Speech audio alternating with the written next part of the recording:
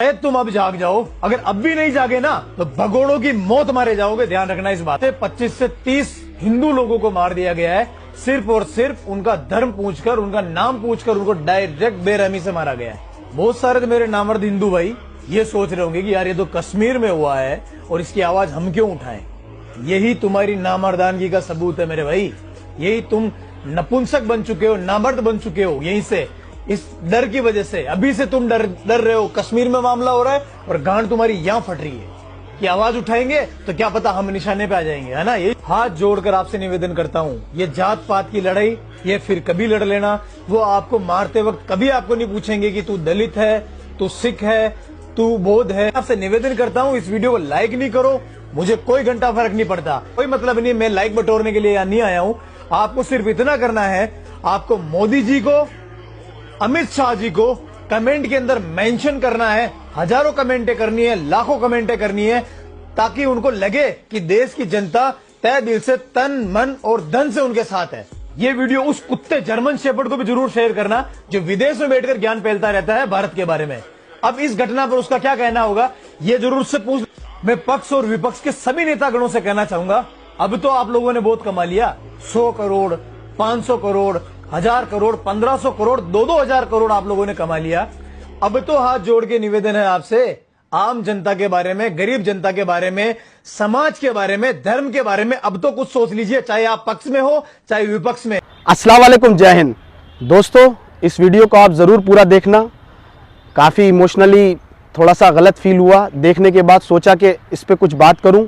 ना कि ये कोई पॉलिटिकल इशू है, ना ही कोई फेमस होने के लिए है, लेकिन मेरा एक भाई से एक पॉजिटिव सवाल है। भाई एक बहुत बड़े स्पोर्ट्समैन है, काफ़ी लोग उनके फैंस फॉलोइंग भी बहुत ज़्यादा है और कहीं ना कहीं हम सब भी उनसे मुतासिब हैं। लेकिन मैं उनसे एक बात ये बोलूँगा कि अगर आपको देना है तो लोगों को एक पॉजिटिव वाइब्स दिए, एक लोगों के अंदर मोहब्बत पैदा करिए, ना कि एक नफ़रत का संदेश जाए।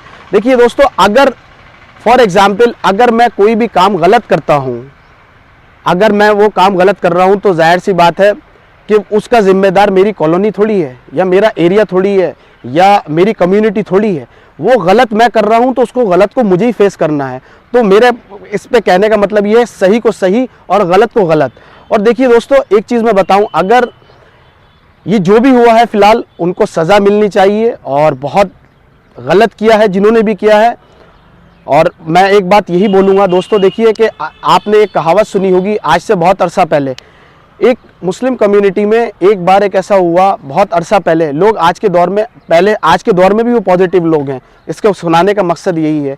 एक अरसा पहले ऐसा हुआ, हिंदू मुस्लिम्स में एक लड़ाई हुई कि उसमें ये था कि हिंदुओं को लगता था कि हिंदुओं की वो प्रॉपर्टी थी और मुस्लिम्स कब्जा कर रहे थे। तो उसमें बात इतनी बढ़ गई कि वो बात जो थी कोर्ट तक आ गई। जब कोर्ट तक आई तो जज के सामने फैसला हुआ, तो लोगों ने ये कहा कि एक मौलाना है, उनके सामने ये बात रखी जाए। तो मौलाना के सामने बात रखी गई तो मुस्लिम्स बहुत खुश हुए। मुस्लिम्स को लगा कि अब तो ये मौलाना है, ये हमारे फेवर में ही बोलेंगे।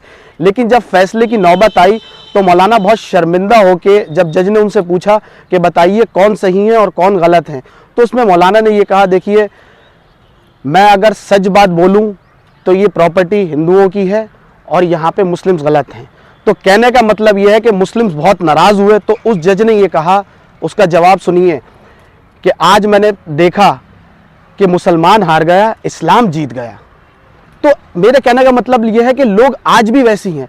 और मैं आपको एक बात बताऊं, लोगों से हमें भी बहुत अटैचमेंट है। हम जब छोटे थे इमोशनली हमारा काफ़ी फ्रेंडशिप सर्किल है जिनसे आज भी वो मोहब्बतें हैं। आज भी मेरी कुछ ऐसे, हर कम्युनिटी में सिस्टर्स हैं, आज भी मेरी बहुत सी कम्युनिटी में भाईचारा है। तो वो ख़त्म थोड़ी हो जाएगा। अब ये चीज़ें तो देखिए दुनिया में कंट्रोवर्सीज तो लगी हुई हैं। अब आप इसको मुद्दा मत बनाइए, आप इसको नेगेटिव फेस मत करिए। जो चीज़ गलत है उसको गलत बोलिए। और देखिए मैं फिर से यही बोलता हूँ कि अंधेरे को अंधेरा नहीं उजाला मारता है, नफ़रत को नफ़रत नहीं प्यार मारता है। तो बहुत सी चीज़ें हैं, आप जो भी देखिए, कोई मैसेज दिए, आपसे एक युद्ध जुड़ी हुई है, आपसे एक समाज जुड़ा हुआ है, एक पॉजिटिव मैसेज जाना ज़रूरी है। जिसकी गलती है उसको गलत बोलिए। और इसमें मुस्लिम्स की क्या गलती है? इसमें तो एक ये है कि एक ये इंसिडेंट हुआ है तो इसमें ज़ाहिर सी बात है कि सारा समाज गलत थोड़ी हो जाएगा।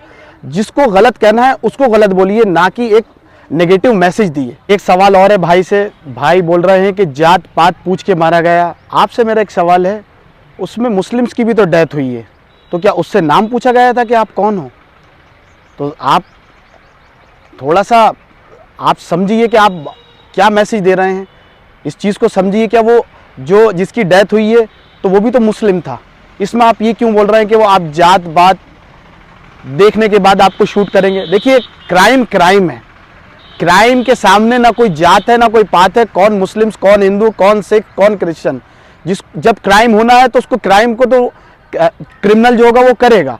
तो प्लीज़ बी केयरफुल।